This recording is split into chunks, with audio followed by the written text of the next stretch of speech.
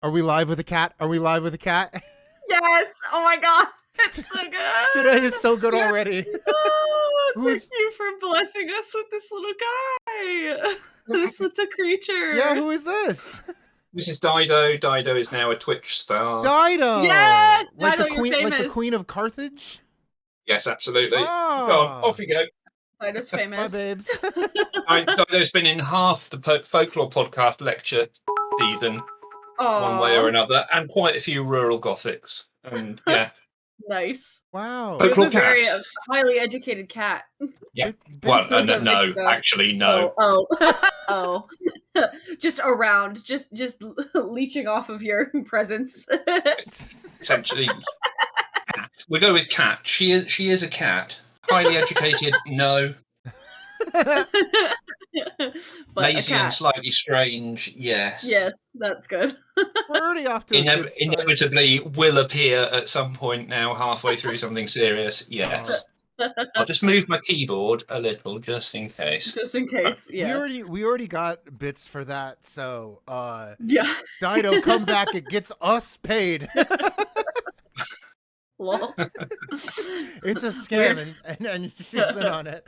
All right, hi, welcome back to the special Saturday episode of Folkwise. And It's very professional. It's going very well. I think it's good, going great. good. I think it's Yeah, going as it's professional great, as yeah. it usually does. Yeah. Yeah, exactly. Yeah, I think it's according. It is operating according to precedent, and we are going to sit down for about an hour or so and interview Mark Norman, who you may know from the Folklore Podcast. We've got some questions for him. As always, post your questions for Mark in the chat, and we can get started in a second. But Daisy, I think you should do the honors real quickly. I have something to say. It's very important. And then you two have other things to say. The thing I have to say is Mark Domerty knows this, but you might know this too. Chat, people who don't know, who are watching for the first time, I saw a couple of you in there. What you may not, you see me and Dom, you see us, we're on screen, we talk, we're in the emails, we send messages to people. You might think it's just a two-person operation, but you would be wrong. There's a whole other team of people who we affectionately call the interview sleuths, who help curate questions. We tell them to never use their powers for evil, because they are quite good at coming up and finding things about people to ask them really good questions about. And they help us by bringing all this information into a sleuthing session where we then curate it into hopefully good questions. Traditionally, they've been good questions. So if you hear something, Mark, that you think is funny, or you're like, how'd you know that? Or chat, if you're like, that's the question I had, or something like that, don't thank me and Dom. Thank the beautiful, gorgeous, intelligent, detail-oriented, and expressive interview sleuths. That's all I have to say. Or in other words, the other 2 pages of signatories on your release. Essentially, yes. Yes. Thank you to the signatories. See, I have their names now. Now you know. I can wreak my revenge. You pay more Exactly. attention than most guests, I'm just gonna say. But Just gonna say, yeah, true. Yes. well, thank you, Daisy, thank you, Sleuth. And with that, Mark, let's get into it. Go for it. So you've mentioned, Mark, that you started the Folklore Podcast to fill a gap that you noticed, that something that appealed to general audience, but it also engaged in scholarly discussions of folklore. So I hope so. Yeah, I think you have. But in what ways do you feel like you've both accomplished filling the gap, but also what utilities have you unintentionally brought to the gap in folklore studies? I think I've accomplished it probably because I'm still doing it. After, you've got to bear in mind, and I've said this quite a few times, this podcast started as a hobby, really, to fill that gap and to go, do you know what? I wonder what would happen if I, And it was never intended to be something that would kind of generate what it has or degenerate the way that it has, however you want to look at it, I guess. So I think the fact that, 8 years later we are now, it's ranking is in the top 0.5% of podcasts in its genre globally. It's had approaching 2 million downloads, which is a lot of downloads for podcasts these days. And people seem to still like it.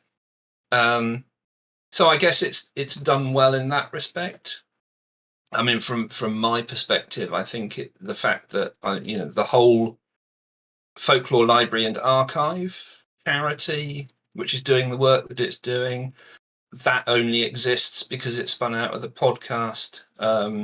My publication record, well, my first book came out about the same time, but since then was certainly not hindered by that. The quality of the guests that we have on and the kind of stuff that we get out of it, I think all of that probably is testament to the fact that it worked, which is great. Yeah. But more importantly, I think what it's done, at least I hope what it's done, is encourage a whole bunch of other people to do the same thing. And we now have this amazing range of folklore podcasts and material and blogs and other things, some of which existed before, some of which have come afterwards, all of which I hope we've been able to have a little bit of a positive influence and help along the way as well. Yeah, and like we were talking about earlier, whilst we were trying to kill a werewolf and whatever else, folklore is all about sharing, and people who work with this material do so with this whole kind of open access vibe about them. The whole charitable remit of the library and archive is to do just that. We are a charity. We have no staff who are paid anything for doing what we do. But our remit to the Charities Commission is that we will preserve this material and make it freely available for the future, for education, for everybody. Mm-hmm. And that's what we try and do. And go us, and go all the other people who are doing it too, like yourself. Oh. Including yourselves. Include yourselves in this. Sure. Yeah. Well, I think, like you really, I mean, as you said, that 8 years the podcast has been going, I think that you caught it on the end where podcasts were growing and we're kind of new for this field. and look what, is happening now because of it. People are very well versed in the technology, but somebody had to pave a way, and I think that you're one of the people that really did that, which is pretty amazing. One of the number of people, but kind of, yeah. But look, I was lucky as well in some respects in a matter of timing, really. Sure. And I've often thought about this. The only real other show, with the exception probably of Jim Harold, who's been doing this for 100 million years, the only other show at the time that was doing anything similar was Law, Aaron Mankey's original show, which started 4 or 5 months before this one did. It's a different kind of show. Yeah. Yes. And Aaron, bless him, operates his stuff very much as a business, which is not what I do. Yeah. And there's nothing wrong with that. That's fine. That's what he does. But it's a very different show because it's a campfire storytelling sort of show. Yeah. But you look at the kind of exponential growth that he had, and then you think, do you know what? If those two shows had been the other way around in that 3 or 4 month period, I wonder what would have happened. Would everybody be raving about semi academic folklore? I don't mean that the folklore that we do is not good academic folklore. It is, but we do other stuff as well. So that whole mix of stuff. Would everybody be clamoring for more of that rather than more storytelling type stuff? Who knows? That's a good point. Yeah, I hadn't thought of that timeline lining up because I guess I didn't realize how closely they were very close. That's really close. Yeah, now that I think about it, they were very close. Yeah. We've shared a stage once, Aaron and I, virtually, because we both did the Library of Congress. Online thing for Folklore Podcasts last year or the year before. I want to say that was 21. I want to say that was months 21. Into Folkwise being around, and Daisy and I were in the audience. Yeah, something like that. Yeah, I do remember that. Beaver it's cool. Yeah. Definitely. Yeah. Yeah, and that did a lot of good. That was great because they did that whole kind of panel with folklore podcasters, and they did a panel with folklorists in social media because they had the Folklore Thursday team and other people who were doing that sort of stuff on there. And really, that was a great awareness raising exercise for what we do, what we all do. Some past guests of the show on that, right? Christina Downs. I think so. Christina Downs was on there. Yeah, Lamont was on there, right? Yes, Lamont was on the panel that I did. Yeah, yeah. Friends of the show. Yeah, it's awesome. I mean, to comment on what you were saying earlier, Mark, I have found, like, in my career, be it like academically or like in the workforce, most people who are successful are the people who immediately find a way to take whatever project they're working on and envelop it into their daily routine, like to make it a habit as soon as possible. Yeah. And that's something that I think I recognized from your answer.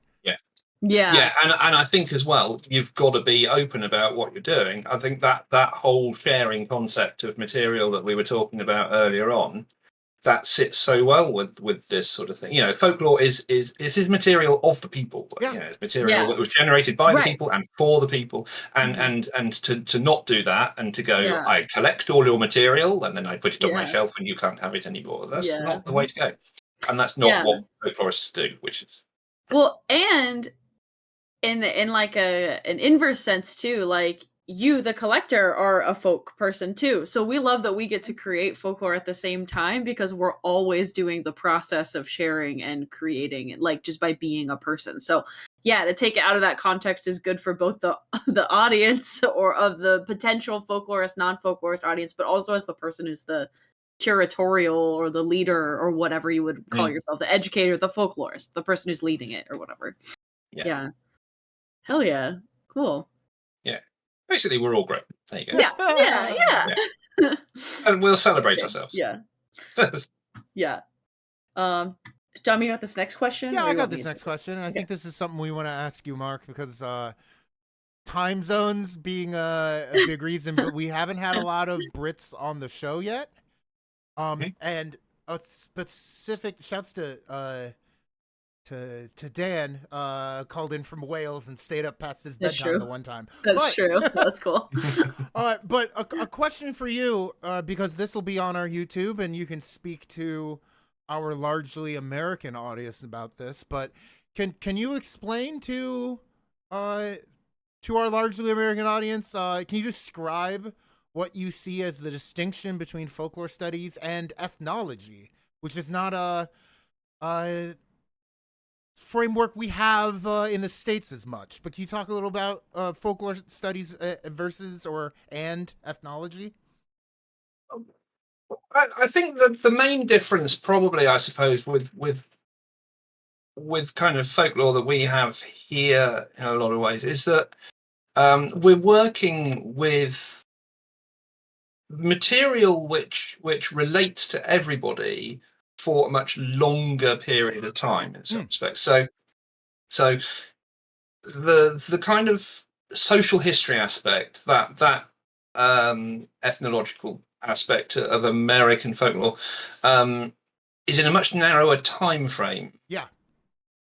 And doesn't share the same kinds of motifs necessarily in some respects as with the older time frame lore of the indigenous and First Nations cultures from the US and Canada.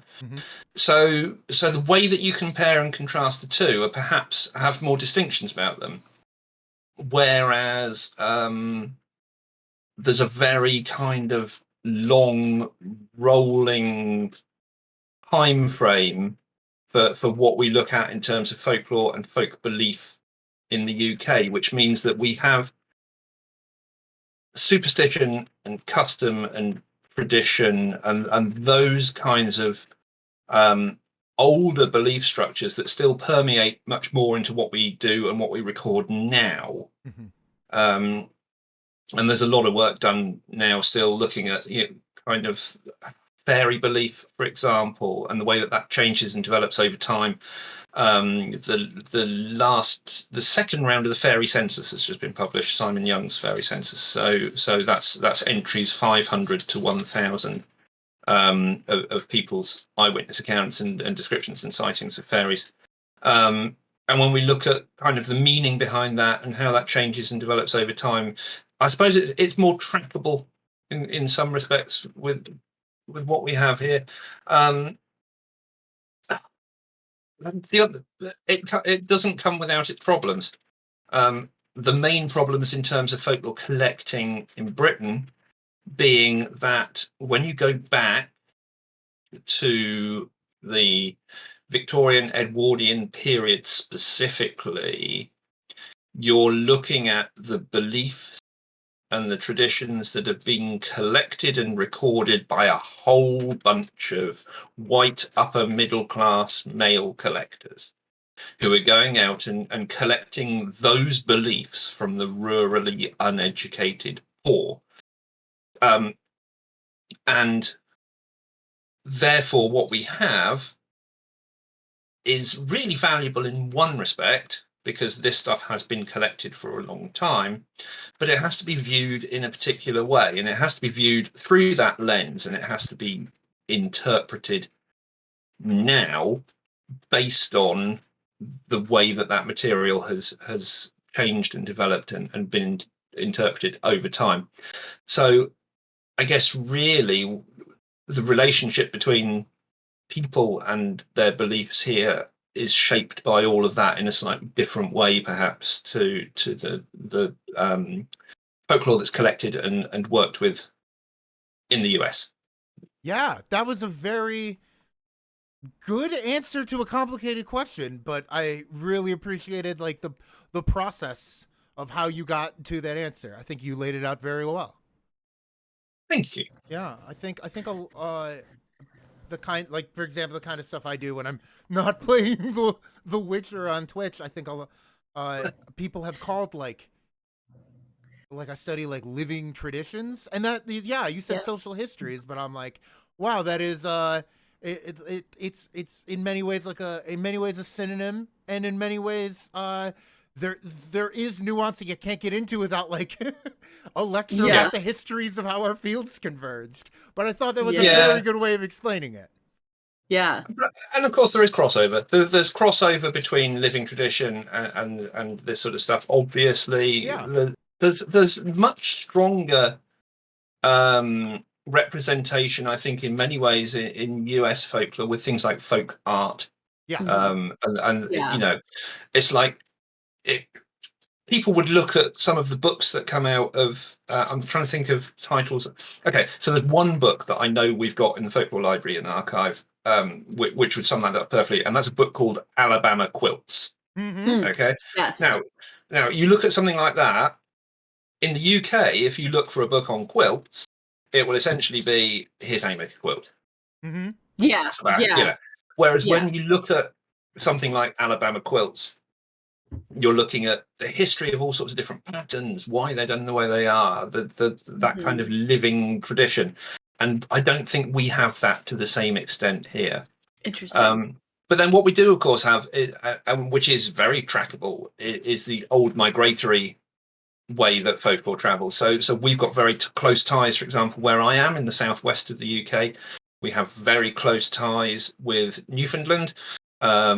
And therefore we find very similar stories here and there, and we can see how some of our traditions have been subsumed into areas there, and vice versa. Mining is a big one, for example. So in Cornwall particularly, you have the mining legends of things like the knockers, the fairies or sprites who live in mines and either warn if something bad is going to happen, or show you where there's a seam of tin, or various other things depending on how you treat them.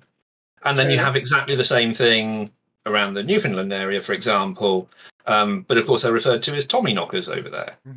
Stephen King's novel aside, it's the same tradition, but obviously having the kind of Tommy part on the front of it presume, could be seen to relate to the whole, British soldier slang of that time as well. So Tommies in the war being British soldiers, and that being appended to the word. There are lots of reasons for it. So we can track a lot of that as well. So yeah, and like you were saying earlier, or like you were, I think maybe not saying, but you might have been alluding to earlier. Even if you go into the Alabama Quilts book, which I think I've assigned a chapter out of, about Gee's Bend, right? And that's like the African American quilting society, like women's quilting society. But even so, like anyone in that chapter is like, you know what I mean? Like dealing with like max a 400-year consciousness of life in America before they were like taken from where their ancestors were from in West Africa. And it's like you can have these elements that cross over, but there is like a break in that, like in the chain of passing things down on this continent. If you're if you're descended from slaves, if you're descended from immigrants, if you're descended from settlers, there's always some kind of break when you came here, unless you were, like you were saying, like indigenous, and perhaps things didn't even go well there. You know what I'm saying? So yeah, there are ways to study folklore in America that can't be done to studying folklore in the UK, and vice versa. That I think you've done a great job of explaining. Yeah. There are differences and there are crossovers, and both of those things are fine and great. And all it means is that we have kind of because we have this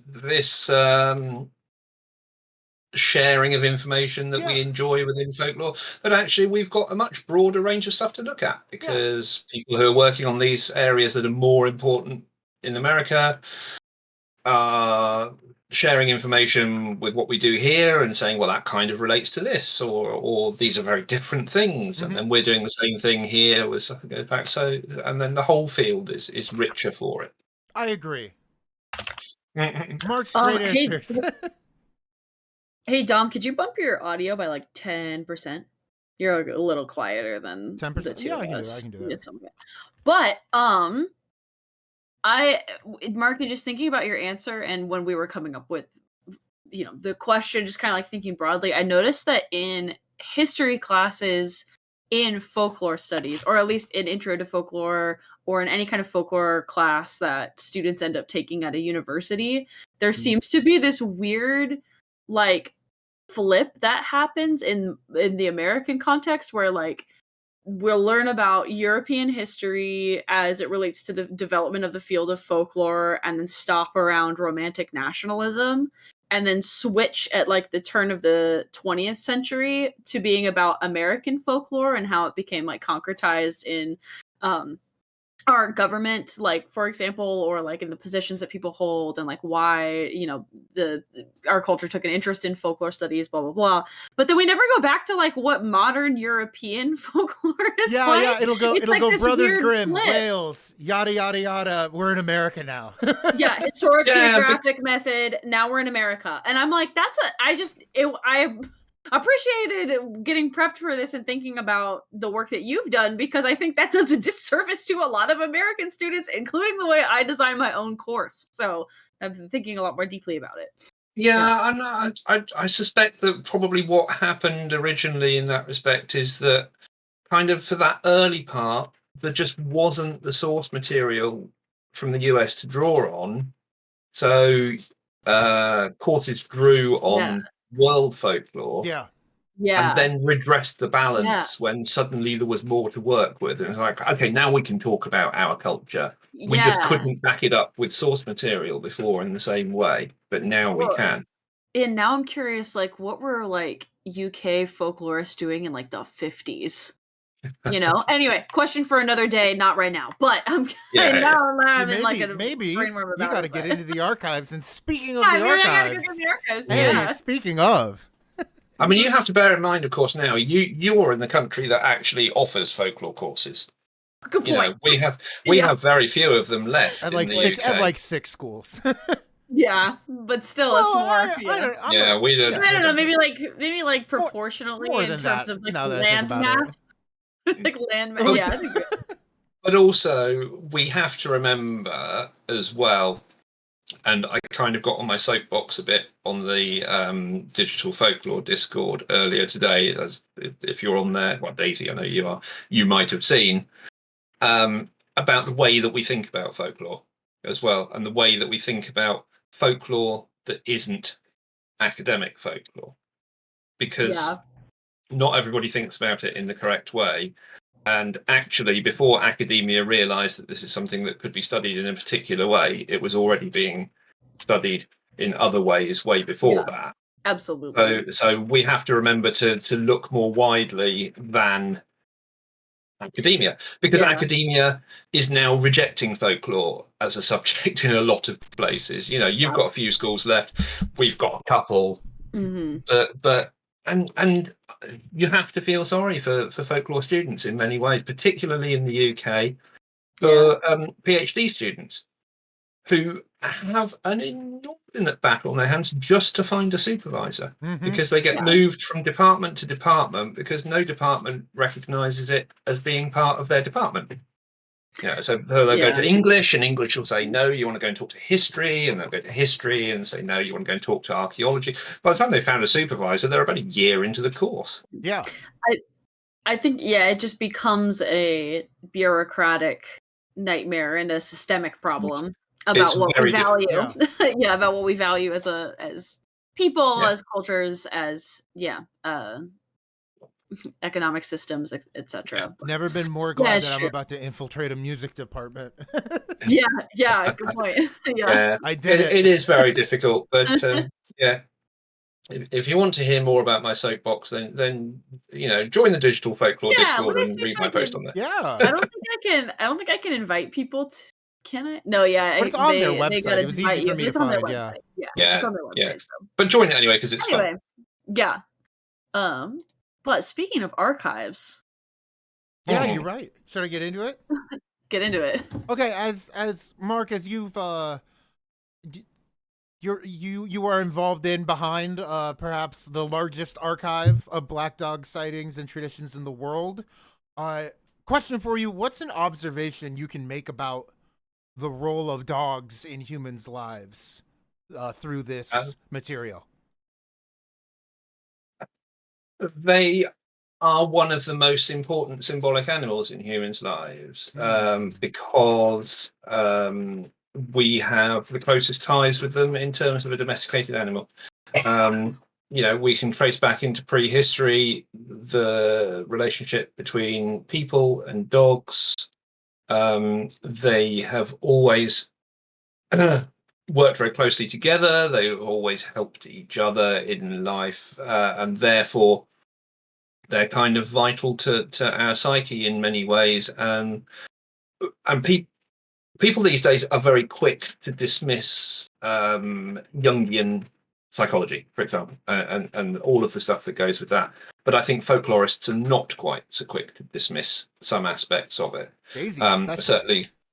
I go to a Jungian therapist. Not that I'm I get the criticism of Freud more than I do Jung. I guess you also just talk about symbols is what I was getting. I want to talk about symbols. I want to talk about semiotics. I do think there's something happening. But continue, Mark. Well, you see, the important thing here is that I think black dog folklore absolutely backs up why we shouldn't be so quick to dismiss this hypothesis, because we know that the importance of the dog as a creature to us as a species, and therefore as a symbol, goes back to prehistory. We know that it is all through history has that importance attached to it in different ways. The upper classes and so on in medieval times, and the importance of the hunting dog, the domesticated dog for the lower classes. All of these things are really vital to society. So it should therefore be no surprise that if you want to subscribe to any kind of Jungian approach to this, and I prefer either collective consciousness or folk memory as a term for this sort of thing, then it makes perfect sense that that's where it sits. Now, all you've got to do is look at the archives for eyewitness accounts to see this in action. So we've got from 1127 through to the present day in terms of a timescale for sightings of things that we might relate to black dogs. Bear in mind those early sightings relate more to the concept of the wild hunt, perhaps not as resembled in The Witcher necessarily, but the Teutonic wild hunt. But even the phrasing of it, like it's all referential to the same sort of activity, even if it's expressed. Yeah. I mean, you go through the accounts and you look at the accounts and you look at the way that people report these things, and they use the same terminology, the same way of reporting things across time, whether or not they're aware of the subject matter or whether it's important to them or not. So, I will get eyewitness accounts sent to me from people who don't realize that this is a thing until they suddenly do realize that it's a thing, and then go, oh, do you know what? This happened to me. Now it makes more sense. And when you break those down and look at them, then you see these same common descriptions coming up time and again, but they vary culturally in terms of where they sit in a time frame.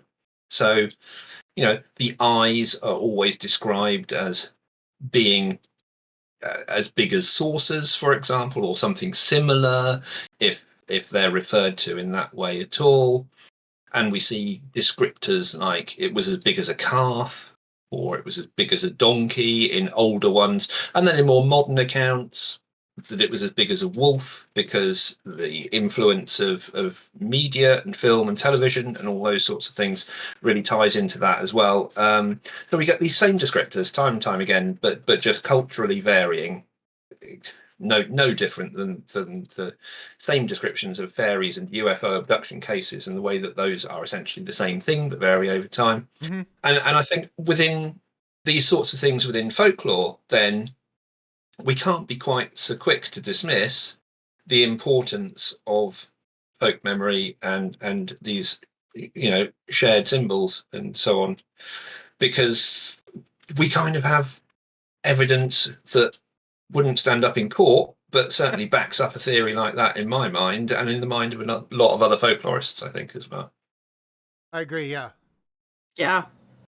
Something is it's like the same thing that I often catch myself saying, where like I am less interested in whether or not like Sasquatch is actually there, really, but I'm more interested in the fact that people are talking about the fact that they saw Sasquatch. It's like there's something happening, like, okay, if it didn't matter, then why would all of these people be reporting black dog sightings? Like if there wasn't something about, like, why would we do that? Yeah. So totally. And that's because you're a folklorist. Yeah. Yeah. We are not interested in whether or not things are real, and kind of my go-to for this really normally is ghosts. Which is quite handy, because when I talk about this now, I always use Mystery Incorporated as a slide to demonstrate the difference between folklorists and paranormal investigators. That's good. That's good. That's pretty good. Because paranormal investigators, they set out to determine scientifically, hopefully, whether something is true or whether it is not true, whether it exists or whether it doesn't exist. That's what they're interested in. Folklorists couldn't care less. Don't give a shit whether it's real or not, do we? No. That's not what we're interested in. What we want to talk about is why people have these experiences, why they report them the way that they do, why they've had them for the last 500 years, and they all seem to be quite similar. Yep. We're not suggesting that these things are real necessarily. Yeah. Some people do, and that's absolutely fine. Everybody has their own particular belief structures and belief systems. Mm-hmm. Lots of people believe in the veracity of fairies as a thing, and that is entirely up to them.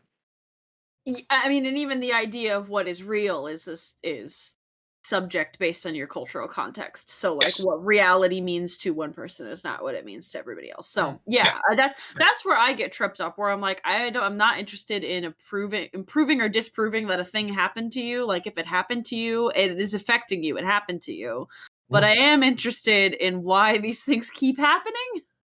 Whatever they are. And that's what we should be interested in terms of folklore, is the repetitive nature.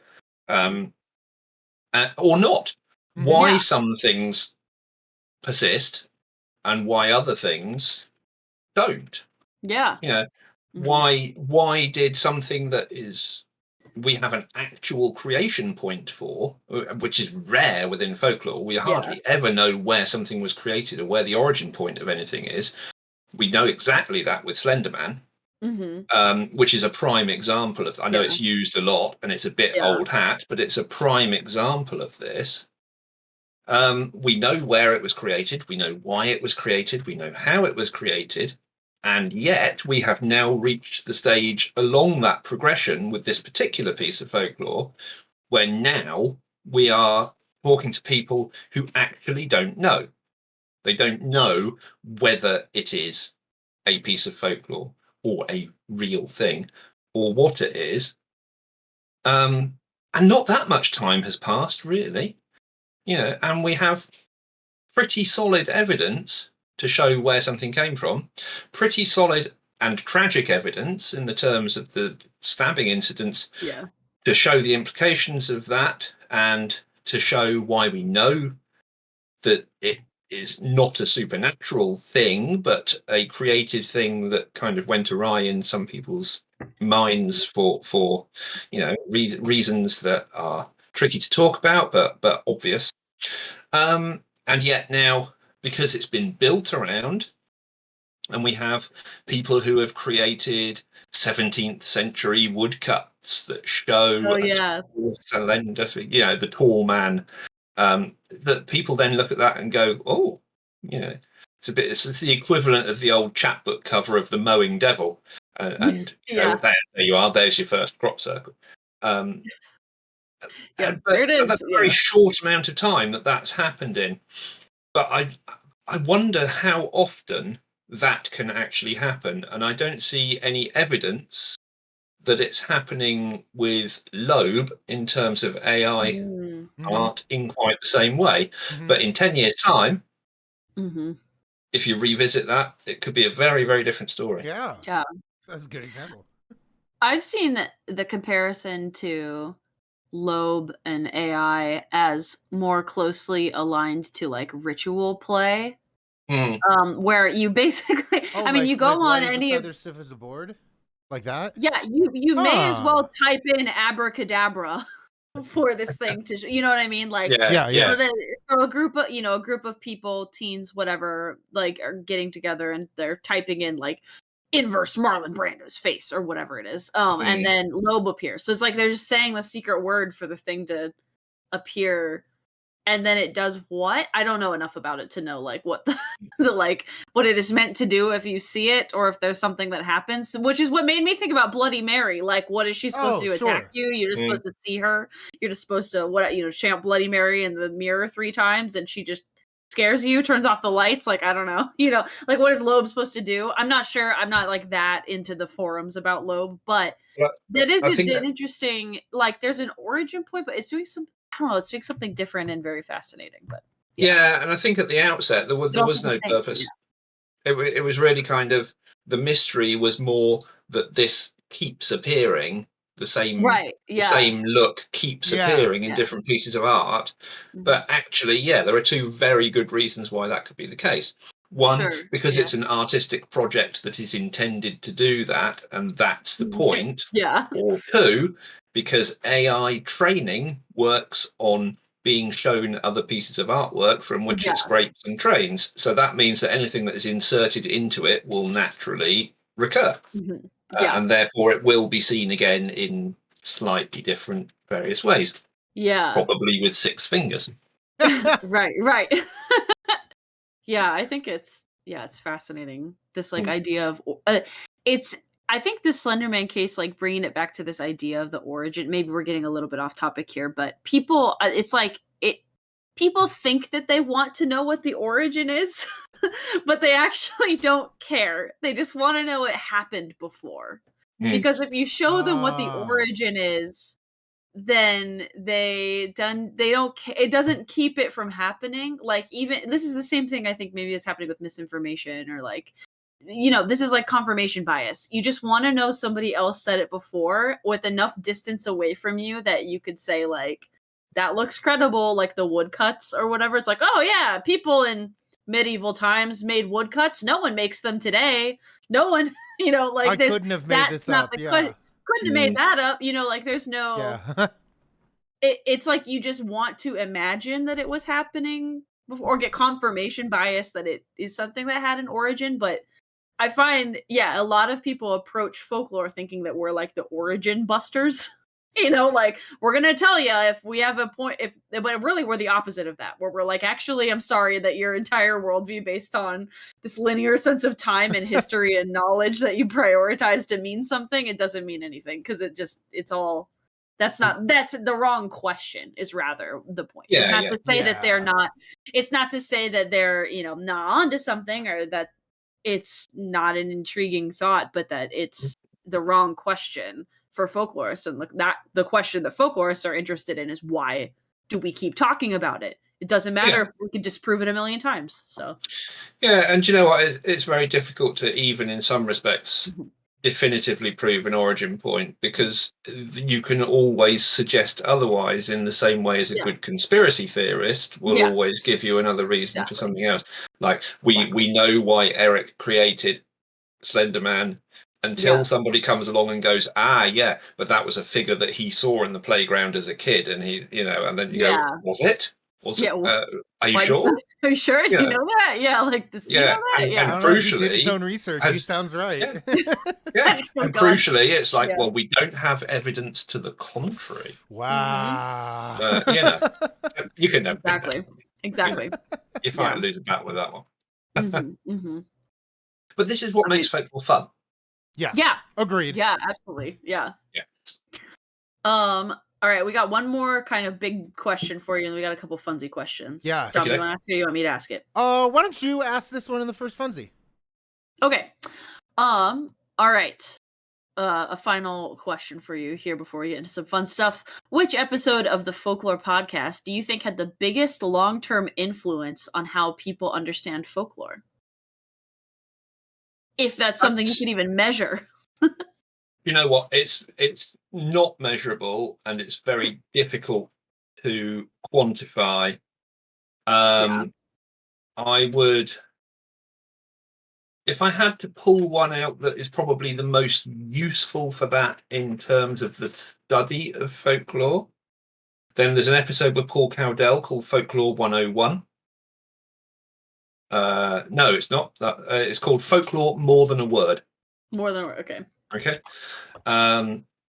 Which looks at the historic development of this kind of study of folklore. That's that one. I use that for the students that I teach on my Introduction to Folklore online course. New term available in January, just saying. Hell yeah. Yeah, friends. Non-affiliated, no exams, just stuff to learn. So that's a good one. And there are a couple of others. I think there's I did an episode with Gina Jorgensen, which is Folklore 101, which is a good one. Gina's working, you know very well, is great in this area as well. So those are both really good for that kind of aspect. But then I think there are lots of episodes that stand on their merits in terms of the particular subject matter, which are really important in a narrow field. And I think it does disservice probably to a lot of those other ones to try and nominate one over another. But I think from what you're looking at in that terms of kind of study aspect, perhaps, then Paul's and Gina's are probably good ones to look at. And then there are others that are just fun and good listens in terms of different things. I mean, the very, very first one, all of that time ago that launched it all, was Slenderman. That was Andrea Keats's Slenderman one, which still gets good listens now. We were thinking, we were wondering too, like, what's an episode that accidentally got a lot of or that you unknowingly got more traction than others that you didn't necessarily think would? Like, Slenderman is Slenderman. People are probably Googling Slenderman. But what was like a subject you covered that ended up having a larger like community impact than you maybe realized that it would. Yeah, I can't measure the community impact so much as I can kind of measure it based on listener statistics and things like that. Or like and there are some things that reviews or something, or like some things have Discord been interesting to see. Yeah. There are some things that have been interesting to see, like episodes that you know are going to do well, and then you see the evidence to back it up. So anything to do with fairies. Interesting. Okay. Mm-hmm. Anything to do with witches. Yep. Always guaranteed to be ones that are very strong. Yeah. One of the ones that at first sight appeared to be one of the weaker episodes, and then bizarrely in the space of a few days became really strong, and I don't know quite why it happened the way that it did. It could be a misreporting thing, it could be anything.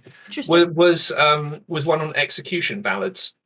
Oh, which is cool. in the current season. Nice.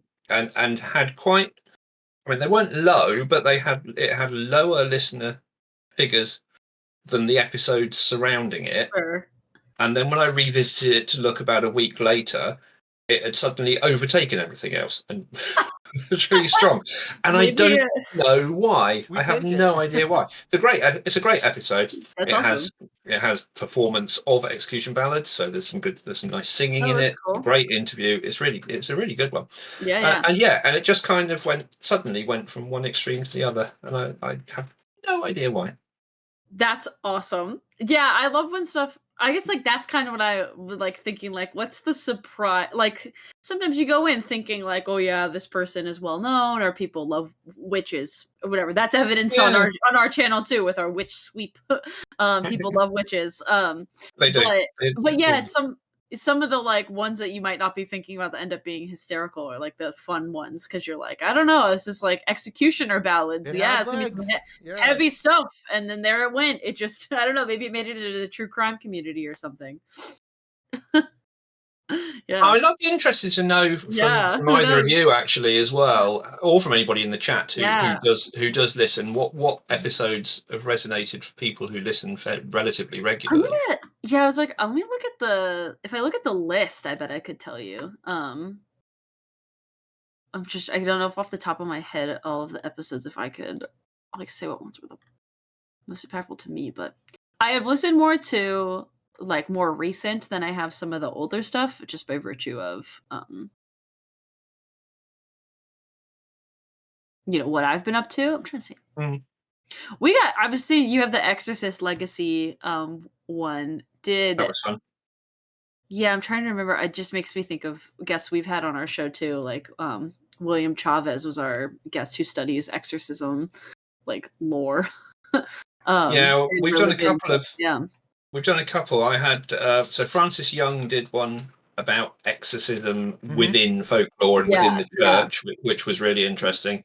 It was really interesting as well because it was recorded via Zoom during the pandemic, during an enormous thunderstorm. So it was a really atmospheric interview in terms of exorcism. And then that one with Nat Segeloff, which was in this current series, which is the legacy of the movies, the Exorcist movies, and which was also fascinating, but a very different angle. Yeah, I love how. Can I say Chuck Tingle?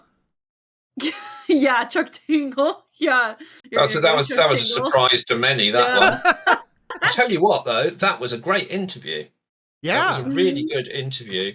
Yeah, and covered folklore and folk belief and those kinds of things far more than I think most people thought it would. Oh yeah, right. It was very good. That's one thing that there's sort of, I mean, maybe a parallel or something between our two shows and folklore is that people come in thinking it's one thing and then realize that you can talk about everything.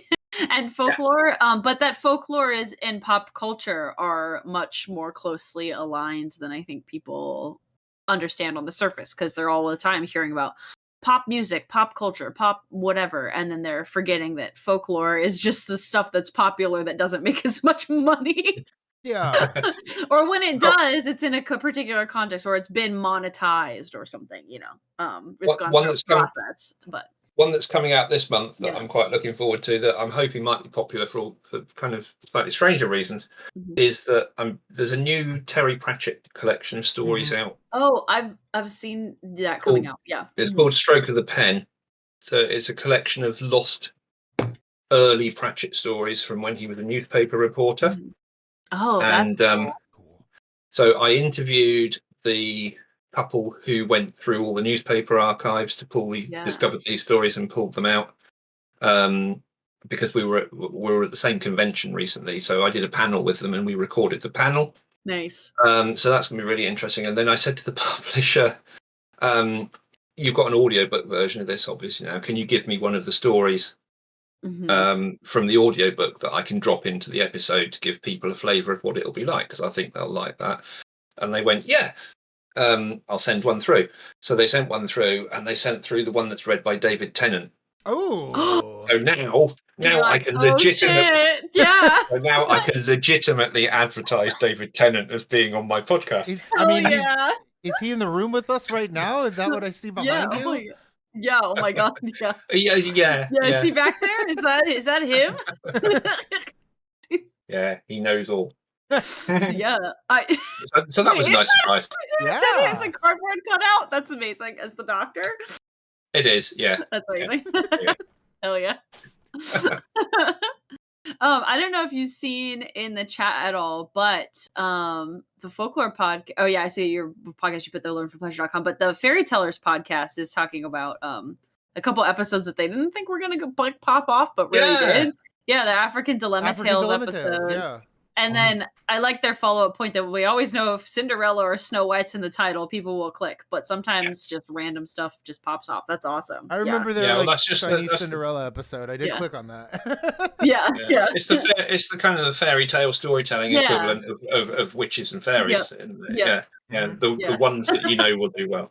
Yeah. Absolutely. Awesome. All right, we got a couple rapid fire funsy questions for you. If you're okay, let's get into it.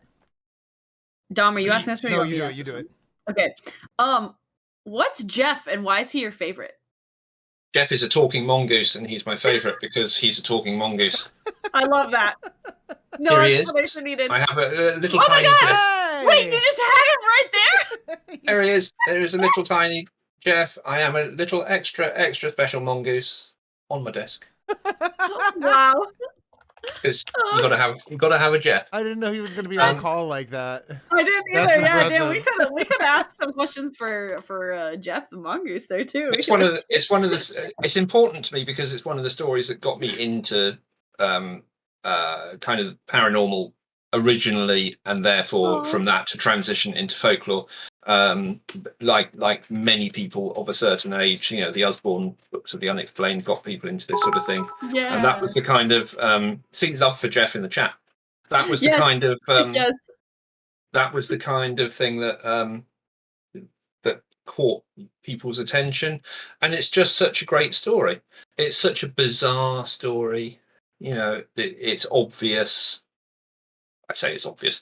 It's fairly likely what was actually going on, but people don't really care about that. They care about the story as a whole. Yeah.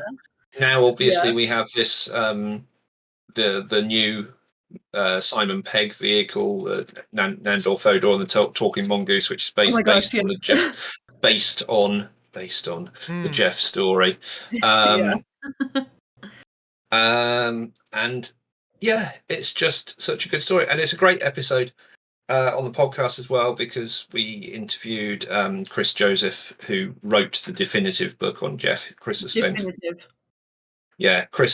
many years researching the whole Jeff case. He's been into the archives, been through all the correspondence, the stuff from Harry Price, seen the fur samples, all this sort of thing. And that book won the Catherine Briggs Award the year that it came out for Best Folklore Book of the Year, and rightly so. And it was one of the only non-academic folklore books that was in the running and won. And rightly so, because it's a brilliantly researched book. It's got some great photos in it that a lot of people won't have seen. and Chris came and talked about it on the podcast, and it was a lot of fun. So yeah, Jeff is it. Jeff is everything. Jeff is everything. That's amazing. I love that. So if you don't know the story of Jeff, then do go and listen to our Jeff episode. It's in an early season. It's episode 30 something, I think, but well worth a listen. Odds, cite that. Get on it. I'm like gonna drop the episode. Anyway, Dom, why don't you ask this question while I find it? Why? Because I'm looking at how we phrased it, and I feel like I'm walking into a minefield, but I'll do it. Okay. Do it. Mark, can you sell your generation on Discord, which you are so good at? Yeah. Sorry, say that again? Can you sell your generation on using Discord, which, by the way, you are very good at? Everybody should get on Discord. Yeah, why everyone should get on Discord? Why everyone should get on Discord? Everybody should get on Discord because it is a fantastic linear and non-linear interactive way to communicate with people who share the same beliefs as you in a non-toxic environment. Yeah. Yeah. I appreciate the linear or non-linear, which is, I think, I've never heard anyone describe it like that, but it's absolutely one of the best appeals. Yeah. You can have some fantastic real-time discussion on Discord. You can, you can do it like this in camera or on voice, or you can just sit and type. Mm-hmm. But at the same time, you can put down your thoughts and then go away and mull about things and what other people have said, and then come back and make your case. And that's right. Yeah. Mark, what's the coolest thing what's the coolest thing about the black dog you have in the archive? What's like your favorite one to brag about? There are lots, but this is honestly not prepared, but I just have lots of things to handle. I appreciate that. So there's this, which is that's cool. That's one of the promotional standees from when they re-released the Usborne Mysteries, the Unexplained Ghosts, and obviously there was a big spread on the Black Shuck in that. Wow! And so the publishers, because we did a feature on it, the publishers sent me one of those to say thank you. So that's very cool. I like that. That is really cool. Well, I hope I love that he's a Cyclops in that too. He's giant eyes. I love how slobbery he is, to be honest. And it's not the coolest folklore thing in this room, but it is still cool. I hope you have something offhand for this last fun one too. What is your favorite folklore-based episode of a television series? Any series.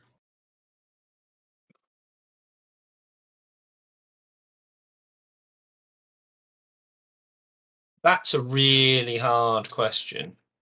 So you could give a what comes to your mind in this moment as opposed to favorite also.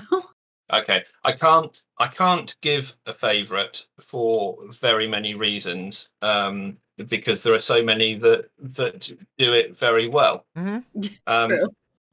One very favorite thing. All right, I'll give two things. One very favorite thing was on Facebook today. Actually. Okay. If you go onto RuPaul's Facebook page, so RuPaul's Drag Race, RuPaul posted Celebrity Mastermind, and one of the contestants was a queen called Cheddar Gorgeous, and Cheddar Gorgeous's specialist subject was mythical creatures of British folklore, and they absolutely nailed it. Mark, what if by complete coincidence I have this video loaded up for everyone to watch? Just completely coincidentally. This is where Dom and I are both looking like this in the background because you have seamlessly transitioned into our next segment in the best way ever. Everybody has to watch this video, so Anyway, we're gonna try this. Well, chat. I swear we did not plan this. I did ask whether you wanted to send me the questions in advance, and you said no, so not planned at all. No, we don't did worry. Not plan this is perfect. At all. You also did not interrupt a question. This is part of a game we'll be playing in a moment. This is our next segment anyway. This is our next segment. It's perfect let's transition. Get into Cheddar Gorgeous on Celebrity Mastermind. Your name? Cheddar Gorgeous. Your occupation? Cultural icon. Cultural Your icon. chosen charity? We are survivors. And your specialist subject? Mythical creatures of the British Isles. The mythical Very creatures that are the specific. subject of traditional folklore within the British Isles. Like myself. Aha! In 1.5 minutes. Let's go. The national emblem of Wales is the Draig Goch, a red depiction of what mythical creature? A dragon. Yes, the legend of what creature Okay. is thought to date to the story of St. Columba overcoming a huge water beast in a river in the Scottish Highlands in AD 565. The Loch Ness Monster. I was- Two for Yes, in two. a Christmas tradition. Two for two. A skull from what animal was mounted on a pole and carried from door to door as a representation of the spirit known as Mari Llwyd?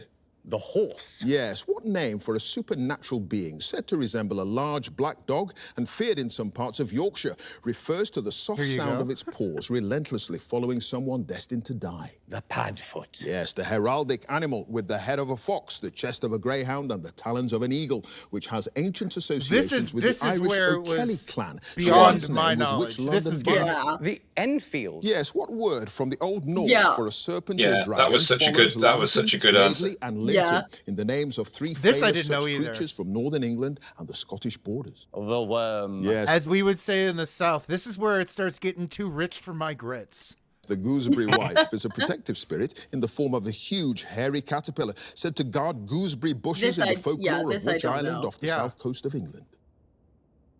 Ooh. Oh, the Isle of Wight. Yes, There we in go. Orkney folklore, a saki is a form of what marine mammal that can That was a assume the pretty shape of a obscure human? reference, that It's was. a Yeah. seal. Yes, in medieval Welsh Selfie's literature, good. the legendary Owain, the son of Irien and Morgan Le Fay, has an army comprising 300 members, of which bird of the crow family, who launch an attack on King Arthur's squires?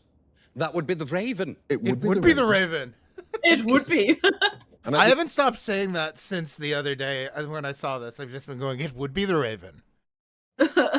What already an instant classic. I saw this like twice over a span of 5 swipes on TikTok on Friday. Like it had been served to me endlessly. And it's so funny that you brought this one up. Because Daisy, you want to handle this next part? Yes. So we're so happy you brought that up, not only to prompt us showing that, but it is directly relevant to the tier list that we have curated for you at the end of our episode. Mark, have you ever made a tier list before? I have not, no. Wonderful. Well, so either are you aware of what they are? Nope. Okay, great. So some people at home might not either. A tier list is something that comes from fighting games. It's a way to rank characters based on arbitrary scales. This one happens to be on a scale of S to D. S is superior. It's like above A. It's A++. D is like dumpster, dirt, garbage, trash. You don't like it. It's terrible. But usually now they've been taken out of context to help people rank things that are part of everyday life, which is really what folklore is, stuff in everyday life. So we have curated for you a tier list based on Cheddar Gorgeous's monsters. So if you click watch stream, you should be able to see it there. Domino will read Yeah, you which I can see it. ones. Okay, perfect. We'll read you which Chat- ones and come chat, up in we a second. We swear this is just like a complete accident. This is a complete accident that you were like, oh, I thought that was so good with the monsters. They were like, well, so now We're also we get to getting an put- ad for the Exorcist movie, which I feel like is plugging that episode of your show too. Oh yeah, true. Honestly, But so the social media doesn't listen to what you're doing, does it? No, I mean, no, not at all. I mean, yeah. So here we have curated a list based on the monsters name dropped by Cheddar Gorgeous, for you to rank on this scale and whatever you would like. So that ranking system is entirely up to you, and it goes horizontal and vertical. So the top So, left-hand corner is going to be the number Number one slot, one, and then- bottom right would be the worst. Yeah, you're ranking them entirely on your own metric. Okay. So So let's get into it. Yeah, what's the first one here we got? The first one I have, because it's Mark, we have the black dog. We got Padfoot number 1 in the first slot for him to rank, because I figure you want to get that out of the way. Yeah. Top left then. Top left. Yeah, Top S. let's go. Let's Top do it. S. All right, cool. Okay, now going on the order that the fabulous Miss Cheddar Gorgeous was doing this. Next is the Welsh Dragon, which you're not going to get me to mispronounce. Okay. So I will go row C. Row C. Okay. Yeah. Ooh. And why is he ending up in particular? C? Yeah. Okay. So these are being ranked in my metric. Yeah. You get to decide what your criteria for evaluation is. So it could just be like aesthetic. It could be your knowledge of them. It could be look. Yeah. What was that? Do you want me to share my metric now or at the end? No. No one's ever offered to keep it a surprise. No one's ever offered. Yeah. So I'll share it at the end, and you can see if you can guess what my metric is. Okay. We do try to do a summary or like a roundup of it. So we'll see. Yeah, make it a little bit. I'm trying, yeah. Maybe even one more. Yeah. Yeah, that's better. Yeah. There it is. It's perfect. Yeah. For people on Twitch to see them a little bit bigger I think too. I can do this. Hell yeah. There. Yeah. Okay, got it. Well, next one that was mentioned, St. Columba and all, was Loch Ness Monster. Yeah, that's going in D. B, you said? No, D. D. Right D. to D. Straight to D moment. Yo, my goodness. Okay. Interesting. Now I'm very curious about the metric. Okay, I'm gonna have an idea though. Oh, excellent. Okay. Next up, because it's Christmas season. I will say, before we started the show, I was like, Daisy, why is Welsh like that? What's up with vowels over there? But Mari Llwyd. The Mari Llwyd, yeah. I'll pop that one into B, please. Got it. All right. Excellent. Cool. And then what's up next? The worm. Oh no, it's the Enfield next. No. Yeah. Yeah. So the Enfield can go into A. Nice. Okay. We got those various worms. Yeah, the Lambton worm and the Laidley worm. They can go into A as well. Now, is this top of A or bottom of A? Oh man. So they would be bottom A. Got it. Okay. This already dispels my what I thought your metric was. I thought it was I was wrong. I thought you were ranking them on a scale of like most to least mammalian. So I thought you were gonna put the worms also in D, and I was like, okay. Well, let's see where the what was it, the gooseberry wife, the one you said was a little obscure. Yeah. So that would be S. Top of S or bottom of S? Bottom of S. Bottom of S. Great. Okay. Yeah. And then we've got Selkies. Selkies Selkies are gonna go into B. Bottom of B. Bottom of B. And then Owain and his army of 300 ravens. Yeah. This one doesn't really fit, but it was the last one. Yeah, it's a weird one. It can also go into A. Okay. Is it bottom of A, middle of A, what? Middle of A. Middle of A. Nice. Yeah. And oh so my gosh. We have your tier list. How did you rank your tier list? Okay, so the tier list is ranked. So row S is importance to folklore. Ooh. Okay. And the opposite end of that spectrum, row D, is importance to tourism. I do see it now. That's so good. Oh my god. Well, why doesn't Scotland have the Loch Ness Monster on their flag, huh? Mark's making good points over here. I know, it's a good point, yeah. Nice. I like that. I like that you've added the layer of commodification as a kind of spectrum of monsters. That's very That's good. really cool. That's cool. Yeah. I apologize to James in the chat for skewing his normal I think distribution. as long as Sorry it's about got that. the hump, he's happy. I think as long as it's got the hump, If it's you did 2, 3, 2, 1, 1.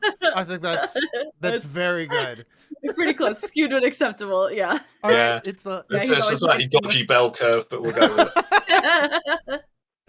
That's awesome. I'm into it. Well, we've reached the end of your interview, Mark. Thank you so much for one, playing The Witcher with us, 2, a wonderful interview, and a great tier list. And 4, making time for a show on a weekend. Yes, making time for a show on a weekend. And what time is it now over there? It is 10:15. Oh, okay. It's all good. That's great. Yeah. That's great. Thank you so Cool. much for coming on the show. I know. Daisy has been trying to get you on for we ever. finally I'm made so it happy happen. we finally made it. It's been a long time coming. I I'm know. happy. Yeah. We have. It's always that to me just says like whenever there's like big times or hiccups between, it just wasn't the right time anytime before, and now is the right time. Is how I feel. I agree. It. It's busy in one way or another. Like we'll just get it together. Like I always feel like it happens when it needs to happen. So thank you for making time for us. No, it's absolutely my pleasure. We can talk about folklore and fate endlessly, but endlessly. And cool. Mark, one more time, So, if people want to hear or read more, where should they go? What should they check out? From you. Sorry, yours. Oh, did we get maybe cut out? I'll post it. Hopefully people can hear me. The folklorepodcast.com. Oh, there we go. Sorry.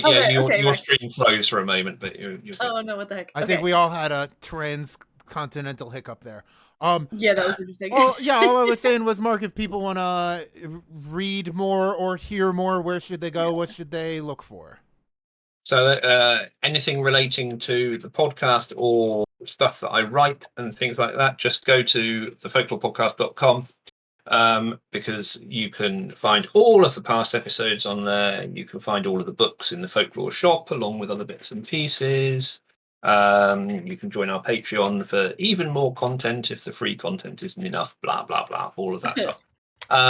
If you want to know more about the library and archive, or you want to use the library and archive, then go to folklorelibrary.com, which is also in the chat there. So you can interrogate our print reference library via the website, so you can see what titles we hold. You can look at some of our special collections on there. You can link through to some of our digital archives. We're still digitizing a lot of stuff. It's an ongoing process.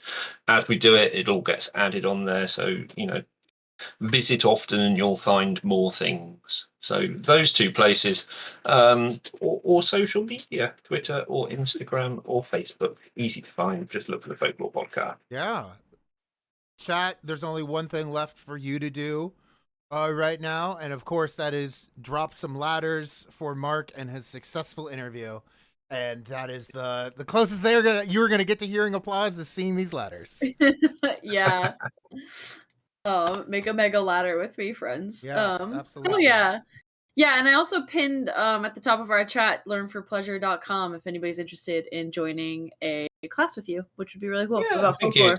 Oh yeah. So there are classes on there for Introduction to British Folklore, Intermediate British Folklore, which is a class all about working with folklore material specifically. So it looks at archiving and collecting and interpreting and those sorts of things.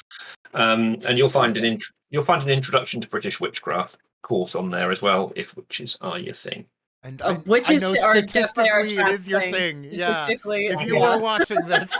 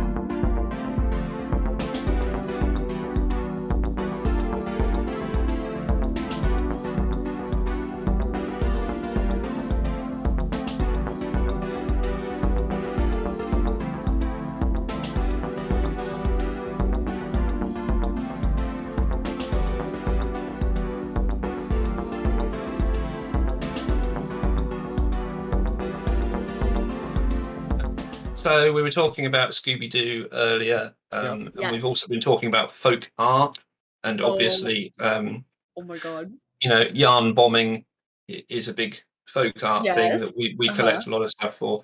So earlier, there's a very famous anonymous yarn bomber in the UK who makes a lot of very, very cool yarn bombs. And I challenged them on social media earlier in the year for Halloween to make a Scooby-Doo yarn bomb. Oh my gosh! Which they did, and put it out in up country where they live, and I shared photos of it, and I thought that was great. And I congratulated them for it. And then they randomly turned up at the Folklore Library a couple of weeks ago and gave it to me. Awesome! All right. That is so cool. See, that's the other hidden benefit of being a folklorist. People love to give you cool stuff. So it's a post box topper. So it's a yarn bomb that sits on top of a post box. I'm trying to negotiate this because it's enormous. But, wow! There we go. So cute. Oh, they're all in there. Oh my god. Yeah. Oh my god! And it's got a windshield. Yeah, and it goes on top of a post box. That's so cute. Yeah. Wow. And they're all being chased by little ghosts back there. Oh, that's so cool. So that's my favourite folklore thing. I understand why. That thing is so cool. Yeah.